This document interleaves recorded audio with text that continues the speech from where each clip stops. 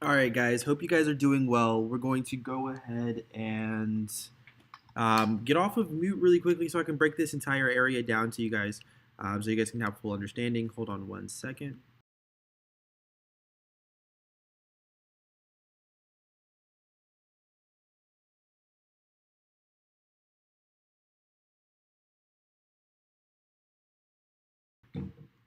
Okay, cool. So I wanted to hop on and break this entire area down to you guys so you all have full understanding. We're going to start off on the weekly time frame, and then we're going to move down and get into our confluences and things like that.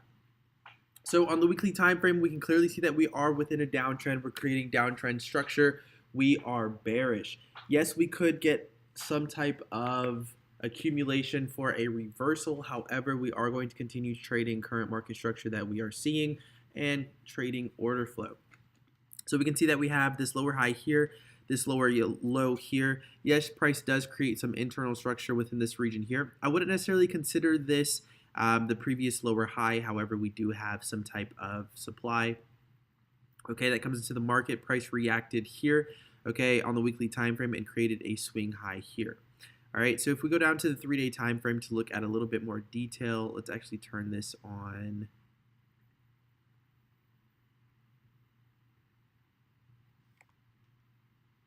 There we go.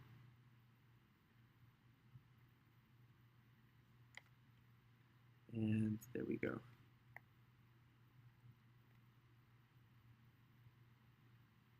And let's do this here.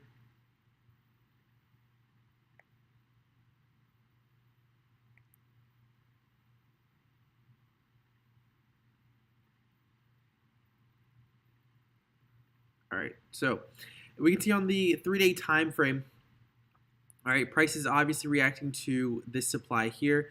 Okay, we reacted, we pushed to the downside.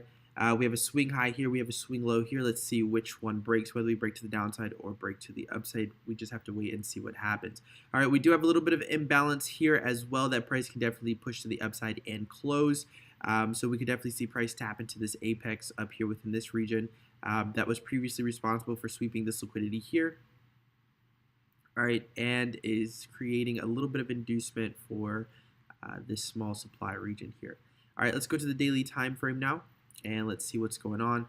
Okay, so on the daily time frame, we are inside of this supply here. I accidentally took it off of the daily time frame, but you guys saw me mark it up. Right, so we're currently resting inside of this supply right here. And then if we break that down to the current daily, all right, the current daily, we took out this swing low here. We didn't necessarily leave any type of imbalance, so price didn't necessarily change its direction just yet, right? So we could still continue to push to the upside, to be honest with you guys. I wouldn't doubt it whatsoever. More than likely, we will continue to push to the upside and maybe tap into this region right up here. All right, so definitely keep that in mind. We just have to wait and see what happens. All right, but however, as you guys can see, we were still able to take advantage of these sells here.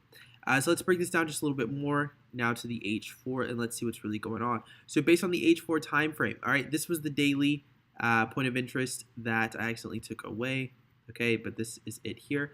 On the H4 time frame, we have a liquidity point of interest. A liquidity point of interest is a point of interest that simply sweeps liquidity, mitigates a previous supply or demand region, and then breaks structure to the downside or the upside. All right, liquidity points of interest are very, very important to me. They are my bread and butter when it comes to what I'm looking for in the market based on the higher time frame to trade away from or gravitate to. Okay, so that is what this is here. All right, we can see we have a little bit of inducement resting right above this region here. All right, and then of course, this is denoting that this is my supply that I'm essentially looking to trade from. Price then pushes to the downside. You were able to take advantage of all of this internal structure here if you really wanted to. All right, then we had some news release here on August 10th, and price pushed to the upside and tapped into this H4 liquidity POI right here. Okay, once price tapped into this region here, let's actually just go to the H1 time frame and break it down from here because the H1 was very, very straightforward as it relates to this trade here. Okay, so based on the H1 time frame, what are we seeing? Let's actually do this.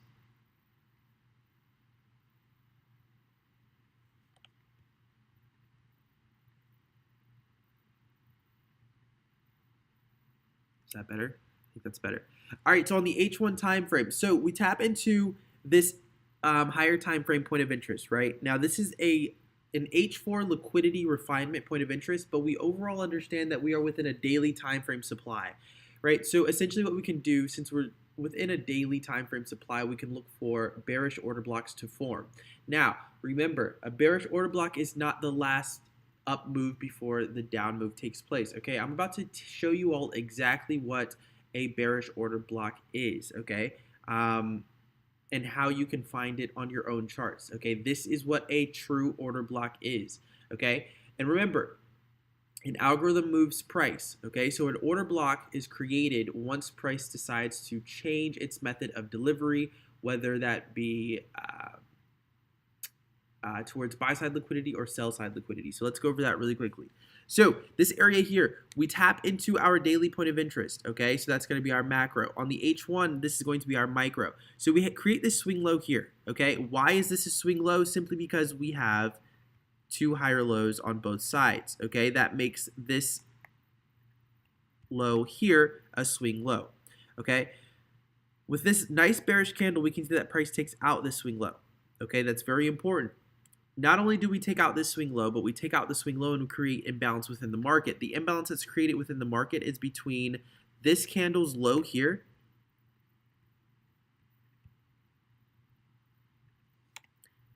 let's delete this really quickly. Okay, it's going to be between this candle's low here, okay, right here, and this candle's high here. Okay, this is our imbalance within the market, right? Within this area, we only have sell contracts being offered. We have no type of buy contracts being offered. So price is not able to deliver itself efficiently. The reason why it's not able to deliver itself efficiently is because it's changing its method of delivery from buy side to sell side. Okay, this here is the true order block. Okay, this entire range here from this candle low to this candle high, this is the order block. Right? This is essentially the price range that is quote unquote blocking orders from being what? Efficient. Okay? Because sellers are only offered here. Right? So this is the entire order block area. You're looking for an order block refinement. So we refine to this candle here. Okay? You could refine just to the body if you really wanted to, and you can still see that that is still valid here, and we would have still been in the market. Right? But you don't necessarily have to take your refinement that far, okay? It's completely up to you.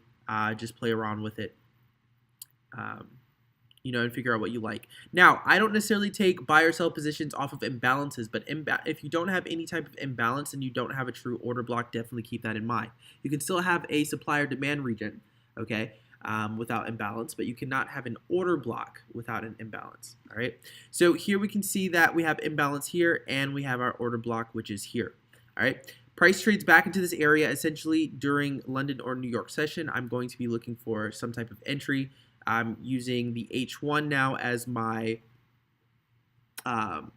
macro, and then using a micro on a day trading time frame. Excuse me. Right now, if you are just trading H1 order blocks, okay, you could have taken a risk entry here. Right? You could have risked 20.5 pips, which is something that I am comfortable doing since it is a half number, 20.5. Right? And then your take profit could have been this area here, and that would have still produced you around 6.83%, risking around 20.5 pips for 140.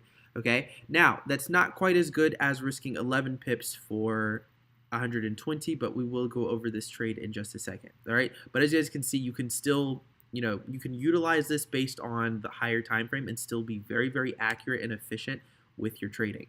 Okay, so remember, I'm not taking the trade necessarily off of this imbalance. This imbalance is a confluence to confirm that this is an order block here. All right, so definitely keep that in mind.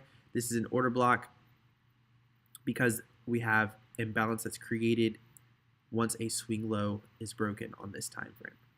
Right? So once price trades back into this order block refinement, that's where I'm going to break it down to the M5. All right, so let's go ahead and break it down to the M5. and let's discuss entry. Now, remember, I only take my entries during London and New York session, okay, only.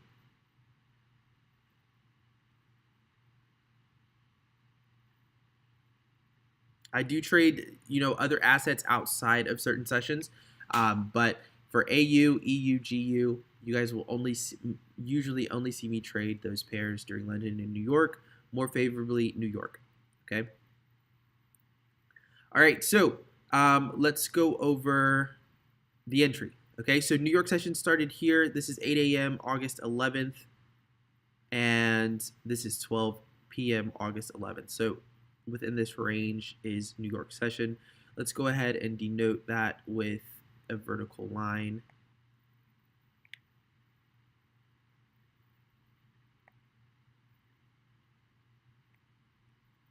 I forgot you can't do that with vertical lines. And then we'll put one here. Perfect. Okay, so anywhere within this area, I'm essentially looking for entries at supply. Okay, I'm looking for supply to first overcome demand, and then I'm looking for entries at supply that was responsible for directly flipping demand. Okay, so we can see that prices overall pushing to the upside within this area here. Okay, coming from London. Relatively equal highs here. That is something that we want to pay attention to whenever we see that. And then, of course, we have the sweep of those relatively equal highs here. Supply is then coming into the market here, okay, with this consolidation here, all right? Price then pushes to the downside. We take out this higher low here that was responsible for putting in this higher high here, right, with that nice move to the downside. Perfect. This is our apex, okay? This is the origin of the supply that came into the market before price gave us the change of momentum or change of character here. The change of character is just simply when price goes from creating higher highs and higher lows to then creating lower lows and lower highs. In this case, since we're looking for sells, right? So this changes the character of the market, all right? This is supposed to be a strong low. We're supposed to look for this area to be respected and for price to trade higher. Okay. However, because price trades lower, now we know that supply is in control. Now we're going to be looking to take advantage of supply areas that are responsible for taking out demand areas, right? So this is our apex entry. This is supply that's responsible for taking out this demand. However, we have a second break of structure on the M5 time frame, right? We have this low here. We have two consecutive bullish candles here, so we know that this is a valid retracement. We actually have three. Okay, but once you have two, then you know it's a valid retracement. We not only have a valid retracement, but we had a little bit of imbalance here that formed before we had this change of momentum. Okay, price fills in that imbalance here. Okay, and then this here is an order block that is created simply because we have a swing low here, because we have a higher low on one side, higher low on another side. So we have a break of this swing low with this bearish candle here. Okay, and we also have what? We also have imbalance. So I hope you guys were able to see this. We have imbalance right here within this area, and that imbalance